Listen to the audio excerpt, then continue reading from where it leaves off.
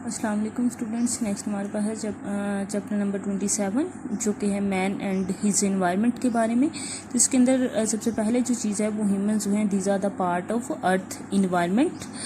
और earlier humans जो हैं ये हंटर्स थे, देन दे वर प्रीडेटर्स और हर्बीवर्ड्स। ठीक है।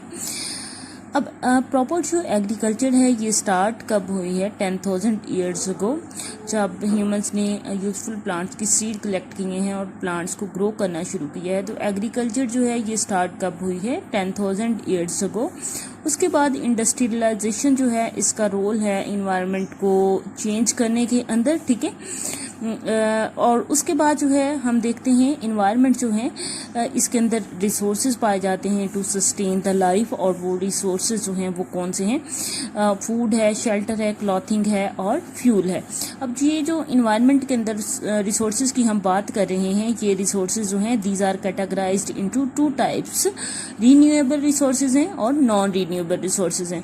तो हमारे पास जो है अगर हम देखें तो रीन्यूएबल रिसोर्सेज जो हैं वो कौन से हैं? एयर है, वाटर है, फूड है, लैंड है, फॉरेस्ट है एंड वाइल्ड लाइफ। ये रिसोर्सेज जो हैं ये कौन से हैं? Renewable resources. ऐसे रिसोर्सेज जो कि नेचुरली जो हैं जिसके अंदर जिसके लिए जो है मैकेनिज्म्स पाए जाते हैं जिनको रिसाइकल करने के लिए ये अगेन एंड अगेन रिप्रोड्यूस हो जाते हैं। ठीक है। नेचर के अंदर इनके लिए जो है नेचुरल साइकिल्स हैं जो कि इनको जो है दोबारा से इन्वायरमेंट के अंदर लेके आते हैं। तो इन रिसोर्सेज को हम क्या कहेंगे? These are renewable resources.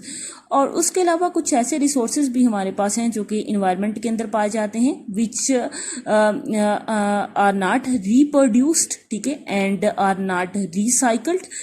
और एक दफ़ा इनको कंज्यूम कर लिया जाए तो दोबारा से ये हमारे पास रिसाइकल नहीं होंगे। ये रिसोर्सेज जो हैं इनको हम क्या कहेंगे? Non renewable resources. और इनके अंदर कौन सी चीज़ें हैं? मेटल्स हैं, नॉन मेटेलिक मिनरल्स आ जाते हैं, फॉसल फ्यूल्स हैं जैसे कोल है, ऑयल और नेचुरल गैसेस। तो ये हमारे पास रिसोर्सेज जो हैं these are non renewable resources. और ये रिसोर्सेज जो हैं ये कौन से हैं? Renewable resources. तो उसके बाद जो है नेचर के अंदर कुछ मैकेनिज्म्स पाए जाते हैं जिसके ज़रिए से क्या होता है कि फूड जो है उसको कंज्यूम किया जाता है। कंज्यूम करने के बाद जो है ये डेड रिमेन्स में जाती है। और डेड जो रिमेन्स हैं इसको आपको पता है कि इसको डिके किया जाता है, जैसे बैक्टीरिया हैं या फिर फंजाई हैं जो कि डिकम्पोजर्स हैं, वो डेड रिमेन्स को तोड़ते हैं और उसमें से जो है जैसे हमारे पास हैं कुछ न्यूट्रेंट्स हैं, एलिमेंट्स हैं, वो रिलीज होते हैं, कार्बन, नाइट्रोजन, फॉस्फोरस वगैरह, which is absorb by plant and become food again consumed. और फिर उसको डिके किया जाता है। तो ये नेचर के अंदर जो है ये सिस्टम जो हैं ये कंटिन्यूस होते हैं। उसके बाद जो है बैलेंस जो है एक साइकिल के अंदर जो है ये कब डिस्टर्ब होता है? जब फूड जो है इनफ प्रोड्यूस नहीं हो रही या ज़्यादा फूड जो है कंज्यूम हो रही है। ठीक है। या फिर डिकेड जो हमारे पास न्यूट्रेंट्स हैं ये इनकी डिकम्पोजिशन नहीं होती और दोबारा से ये न्यूट्रेंट फॉर्म में नहीं जाती जो कि दोबारा से फूड बन सके। तो अब ये जो है हमारे पास जो नेचुरल साइकिल्स हैं, जैसे आपने कभी सुना होगा कार्बन साइकिल पाया जाता है, नाइट्रोजन साइकिल होता है, वाटर साइकिल जो है these are known as a natural cycles. ठीक है। These cycles have no beginning and no end, these are in continuous form.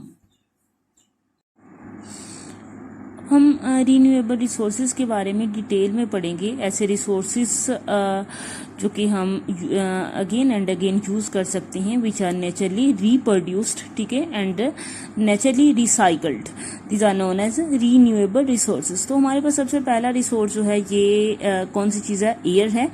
और एयर जो है हमारे अर्थ के को सराउंड कर रही है एक ब्लैंकेट की फॉर्म में। और एयर जो है इसके अंदर जो है नाइट्रोजन जो है वो कितने परसेंट होगी? 79% है। ऑक्सीजन जो है ये कितने परसेंट है? 20% है। कार्बन डाइऑक्साइड 0.03 से 0.04% है। और ट्रेसेस की फॉर्म में थोड़ी सी अमाउंट में हमारे पास जो है इनर्ट गैसेस पाई जाती हैं which are known as noble gases. तो एयर जो है ये अर्थ को सराउंड कर रही है and it has a composition of gases जिसके अंदर नाइट्रोजन 79% है, ऑक्सीजन जो है हमारे पास 20% है, एंड कार्बन डाइऑक्साइड जो है 0.03 से 0.04% है। और फिर जो है कौन सी चीज़ पाई जाती है, नोबल गैसेस।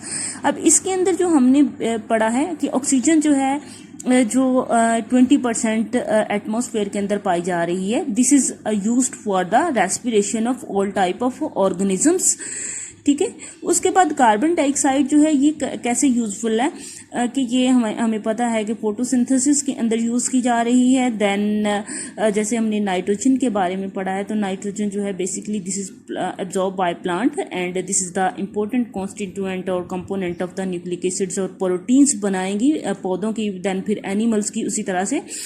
तो फिर उसके बाद जो है इसके अंदर क्या है कि एयर जो है, अब ये तो हमारे पास जो है एयर के हमने यूजफुल जो है वो पढ़ा कि ऑक्सीजन किस तरह से यूज़ की जा रही है, कार्बन डाइऑक्साइड है या फिर नाइट्रोजन है। तो देन जो है एयर जो है अब ये क्या हो जाती है, पोल्यूटेड हो जाती है, ठीक है, ड्यू टू इंडस्ट्रियलाइजेशन जो हमने स्टार्ट में पढ़ा था, this has become a major problem. और उसके बाद क्या है कि ऑटोमोबाइल्स की वजह से, तो पोल्यूटेड एयर के अंदर बेसिकली क्या होता है कि गैसेस होती हैं, जैसे कार्बन मोनोऑक्साइड है, हाइड्रोकार्बन्स होते हैं, एंड देन जो है कौन सी चीज़ है, ऑक्साइड्स ऑफ नाइट्रोजन है और सल्फर के ऑक्साइड्स हैं। अब ये जो हमारे पास हैं ऑक्साइड्स ऑफ नाइट्रोजन है एंड सल्फर के ऑक्साइड्स हैं, कार्बन मोनोऑक्साइड वगैरह है, ठीक है। तो ये क्या है कि हमारी एयर को पोल्यूट कर रही हैं। देन दीज गैसेस जो हैं जैसे नाइट्रोजन ऑक्साइड्स है, सल्फर ऑक्साइड्स है, these are also contributor to the green house effect. और उसके बाद क्या है कि एसिड रेन्स की भी रिस्पॉन्सिबल हैं, ठीक है। तो इसके बारे में ग्रीन हाउस इफेक्ट और एसिड रेन के बारे में हम डिटेल में नेक्स्ट जो है ये पढ़ेंगे। तो नेक्स्ट जो रीन्यूएबल रिसोर्स है हमारे पास ये वाटर है, और वाटर जो है अर्थ की सरफेस के ऊपर पाया जाता है। कितनी सरफेस को कवर कर रहा है, 70% सरफेस जो है कवर कर रहा है। देन लिविंग ऑर्गेनिजम्स के अंदर भी वाटर अबंडेंटली प्रेजेंट होता है। कितने परसेंट है, 70 to 90% जो है लिविंग ऑर्गेनिजम्स के अंदर वाटर पाया जाता है। और ये जो वाटर है हमारे पास, इसमें से 97% वाटर जो है ये ओशंस के अंदर है, और 2% वाटर जो है this is in the frozen form, ठीक है, आइस कैप्स की फॉर्म में है। और 1% ओनली वाटर जो है ये क्या है, फ्रेश वाटर है, जो कि लेक्स के अंदर पाया जाता है, स्ट्रीम्स के अंदर पाया जाता है और रिवर्स के अंदर पाया जाता है। तो बेसिकली वाटर के अंदर हमने पढ़ा कि अर्थ सरफेस जो है which is covered with water, 70% जो है सरफेस कवर्ड होगी, उसमें से लिविंग ऑर्गेनिजम्स में हमारे पास जो है 70 to 90% वाटर पाया जाता है। जो वाटर है इसमें से 97% जो वाटर है इसमें ओशंस में 97% है, 2% जो है वो फ्रोजन आइस कैप्स के अंदर है, एंड 1% जो है ये क्या है, फ्रेश वाटर कहलाएगा। यूजेज ऑफ वाटर क्या है चीज़ है कि वाटर जो है डोमेस्टिक इसका या इंडस्ट्रियल यूज जो है 10% है, इरिगेशन के लिए 90% जो है इसका यूज होता है। 10% जो है हमारा डोमेस्टिक और इंडस्ट्रियल यूज है, एंड रिमेनिंग 90% जो है ये कहाँ पे हो रहा है, इरिगेशन के लिए। देन वाटर जो है ये मुख्तलिफ प्रोडक्ट्स बनाने के लिए इस्तेमाल होता है, ठीक है, डिटर्जेंट्स हैं, ड्रिंक्स वगैरह बनाने के लिए।